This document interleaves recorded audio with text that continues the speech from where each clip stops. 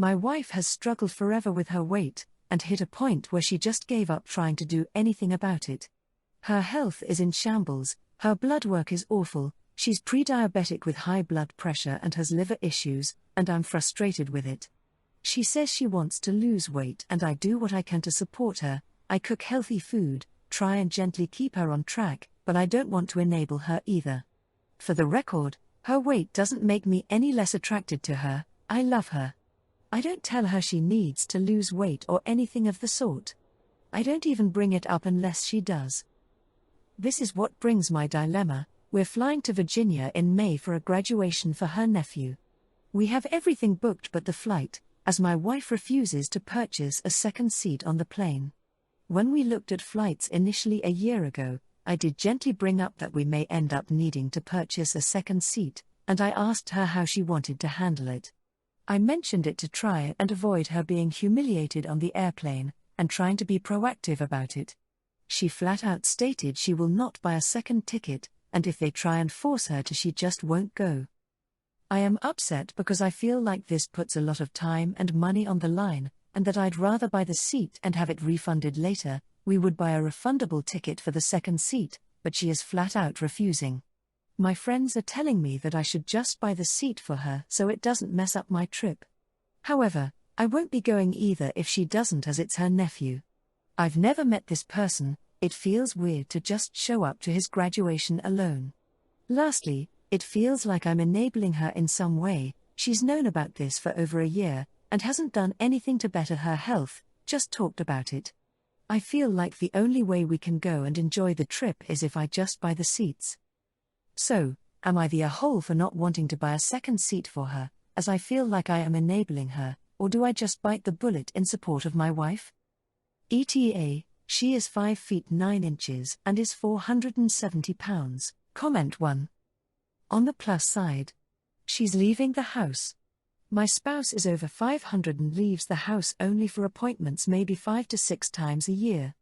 No way she's getting on a plane or traveling more than 20 minutes away from the house. NTA. Comment 2. I'm gonna be blunt because something like that is not normal in my social circle, I guess, and I'm asking out of curiosity, not to be rude. 500 pounds, as I understand, is over 200 kilograms. How does person like that even live in the first place? And even more, how is person like that a partner?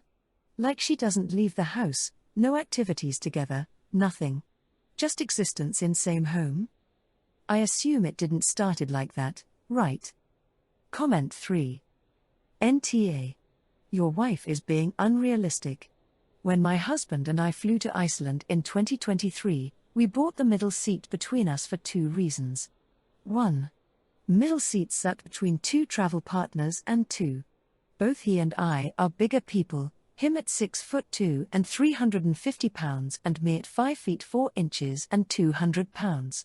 She needs to realize that she's wasting money by refusing to recognize she's too large to fit into a standard seat on a plane. Story 2. A few years ago our mom passed away unexpectedly and she didn't have a will, so splitting the assets has been more of a headache than any of us anticipated. Most of us, multiple siblings involved, are of a mind that we need to prioritize relationships with each other because we understand long-term damage that feuding over material things upon someone's death can bring to families. Our mom loved her house and spent her time turning it into a dream home before her death. Some didn't want it sold off. It was then proposed that one of our sisters who has young children be given the house because she was looking at travel trailers for housing and it would be a long-term, affordable and stable home. At this time, sale of the house to her and her husband wasn't an option because they couldn't get approved for a loan. They were told that they needed to prepare themselves to get a loan for the house in case the loan wasn't assumable, and unfortunately they didn't do that, so to this day they still wouldn't qualify to buy it. We agreed on a nice idea to each give the gift of our own inheritance with an unspoken understanding that they'd plan on staying there long term. While we figured out the legal stuff, they move in and pay the mortgage until things are made official. Unfortunately, shortly after moving in, our sister's husband would tell friends and his family that his plan is to sell the house within the next 2 years or rent it out and move. This understandably caused upset because it felt like he was looking at opportunity to profit, not long-term stability. We proposed a stipulation stating that they'd have to reside in the home for 5 years before it would be transferred solely to them as proof that they are serious about making it into their home, but her husband got really upset and wouldn't hear us out. We asked our sister what their plan was and she said it depended on her husband's work situation, that moving wasn't off the table or fully on it, but she felt 2 years was long enough to consider it long-term. With all of this coming to light, a few of the siblings no longer wanted to sign because they didn't feel it would be fair to end up with none of the equity on a short-term living situation. We sought acknowledgement that he understood this was a huge gift and sacrifice of our inheritances, hoping he would show some gratitude so we could feel good about signing and move on, but he was not receptive. He feels because he's done some work on the house and has paid the mortgage that it is his. It no longer feels wise to hand over my portion heedlessly, not because of the money, the morality and the ethics of it all. With the new information about their plans to possibly sell the property after only a short time, the sense of entitlement and the lack of acknowledgement for how big of a gift this really is. Comment 1. NTA, but I'm honestly not understanding the original decision anyway. Even if the sister and brother-in-law had agreed to live there for 5 years, it seems mad to me that all the siblings would gift their entire inheritance just so the property stays in the family for 5 more years. If it's really non-negotiable that the property can't be sold straight away, can the house not stay owned by all siblings and the sister and brother-in-law just live there at a rent that covers the mortgage? OP comment. At that point, it was everyone just wanting to do a nice thing in our mom's memory, an act of love and an equitable choice to help our sister. As of now, the house is owned by all of us and will remain that way until the day comes when nobody lives in it and nobody wants to have to cover the mortgage. I don't think we will collectively agree to sign it over to my sister and her husband anymore. Comment 2. NTA. I think even 5 years is very short for long-term TBH. 2 years is absolutely nothing. If they sell it on after that shorter time, they'd be massive a-holes. Obviously, if you cannot find a solution together, the house might have to be sold either way. But at a minimum, I'd make sure I'd get my part instead of gifting it to your ungrateful and greedy brother-in-law. At this point, I'd let sister stay but not sign it off to her. Make her sign a lease of the amount of the mortgage as paying rent. This way she can stay as long as they want, and if husband gets a new job they can move. Might only postpone the problem, but it could give another one of your siblings figuring out a loan or something. Would any of the other siblings be interested in buying everyone out and taking it over? Is there any way you could preserve it for your sister's kids and not gift it to her and her husband? Story 3. My husband, 30 male, and I, 29 female, have been together for 8 years, married for 2. I've never posted on here before, so sorry if this is a mess. Tonight on my way home from work I called my husband and told him I was feeling sick, that I'm exhausted and stressed out because all I want to do is sleep, but I have to get groceries, finish laundry, etc. In an attempt to lighten my load of chores, my husband encouraged me to lay down after work and said he would go to the grocery store. I was ecstatic and thanked him for doing that, and asked if I could send him some things that I want, because I work in the office, he works at home, and I never have anything to bring for lunch. Also, an important note, last time I went to the store, I asked him for his list because I wanted to make sure I didn't miss his favorites, and he sent me 20 items. I didn't think anything of it.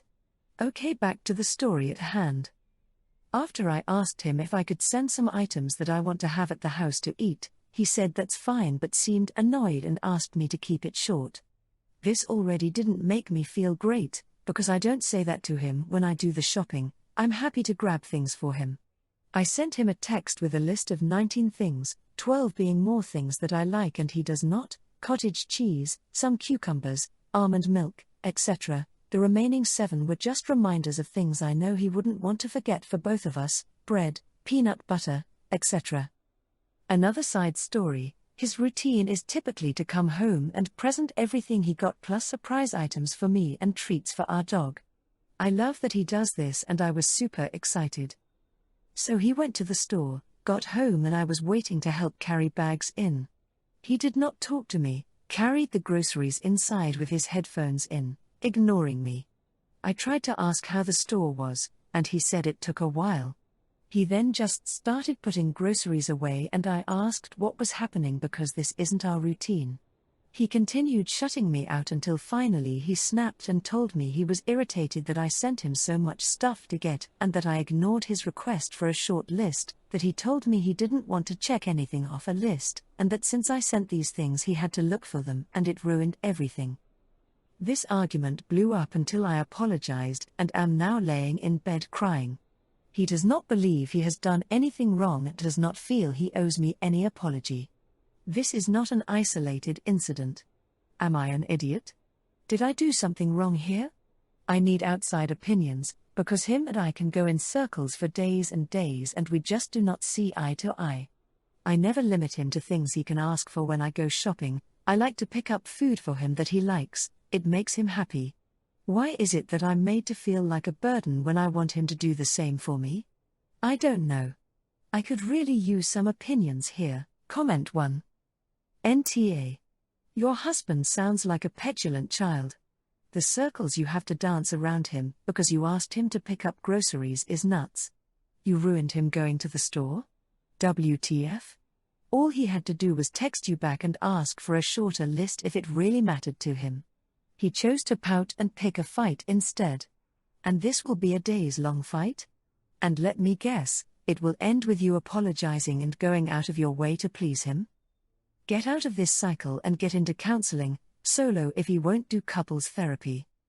Comment 2. NTA. Your husband offered to do a chore, then wants to cut it short. Frankly, he sounds super lazy. It's pretty normal to give a list to the spouse that's shopping. He absolutely does owe you an apology. You say this isn't an isolated incident. I'd really evaluate what patterns exist here. The two of you should be sharing responsibilities, and if he thinks he gets to snap at you for having to do basic tasks, then he's not any sort of man I'd want in my life. Story 4. Alright, I'll, 46M, make a long story short. My ex-wife, 40F, left me 2 years ago for our next-door neighbor, after I found out they've been having an affair for about a year. We have 2 kids together, 5F, 8M. Unfortunately, the judge gave us split custody, though if I had my way, she and her new boyfriend would never come near my kids again after what they did. I wish they didn't have to grow up thinking this kind of behavior is acceptable. Anyways, it's been a long, painful process. I'm at my wit's end with this divorce. I'm trying to be the mature adult here, but every once in a while I'll have a slip up and call her new boyfriend obscene names when referring to him. Sometimes maybe when the kids are within earshot. I know it's not the most mature thing to do, but I can't see why I need to be respectful towards the man who stole my wife and broke up our family. The other day, my ex-wife left me a long voicemail telling me how unacceptable it is to call this guy names in front of our kids. My guess is that one of them repeated an insult to her. Our friend wrote to me to back up my wife, claiming that I was being unfair to my kids. Out of this entire story, how the hell am I the one being the immature and unfair? I know I'm not perfect, but acting like I'm the monster in this story seems excessive. Comment 1. YTA. I can only imagine how stressful it is for your kids to be witnessing their parents splitting up in real time. You're adding fuel to the fire by calling the man names around the kids. Doing this isn't going to make anything better. Your kids will just think this kind of behavior is okay, or will just upset them further seeing you act this way. Just ignore them and work on your temperament. Try and do things that make you feel good. This situation sucks, but calling him names isn't going to change anything. Comment 2. YTA, I get it hurts, but you don't get to hurt the kids by changing their relationship with her. She divorced you, not them. But if you continue, she can claim parental alienation and could get full custody of the kids, so you need to find a way to deal with it. She could also claim that the obscene language used in front of them is what is dangerous to the kids. If you want to continue custody, you have to learn to control your anger about this. Comment 3. YTA. You're an adult, act like it. Plus, where I live, you calling him obscene names would qualify to make you lose your split custody. You cannot try to alienate your kids from their mom and her partner. If you continue, I hope she takes you back to court and lets the judge know you can't grow up and be there for the kids because you got your feelings hurt. Those poor children deserve better than a father who cares only about his feelings and not them. I, 22M, lived the past summer in a house with a group of male friends. One night, I went to make a frozen pizza, but I was a little bit high, so instead of hitting bake on the oven, I hit broil. Turns out, one of my roommates thought the broiler was a storage shelf and had been storing all the wooden cutting boards in the broiler. I did not check the broiler before starting the oven, because I didn't mean to hit broil and I didn't expect there to be wooden cutting boards in the oven. Fast forward a few minutes, there is a fire in the oven and massive amounts of smoke filling the house. We put it out with an extinguisher, but the oven was ruined. The landlord ended up having to get a new oven put in. Things went back to normal and I moved out at the end of the summer to go back to college, thinking nothing of the oven incident. My buddies stayed living there and replaced me with another roommate who lived in town. However, now the original lease is up and the landlord wants us to pay for the oven replacement. The guy who put the wooden cutting boards in the broiler hit me up asking me to pay for half since it was both of our fault. I told him I wasn't going to pay because if he didn't put wood in the oven, it would have been fine. He says I have a responsibility to check the oven/broiler before starting it. So what do you think?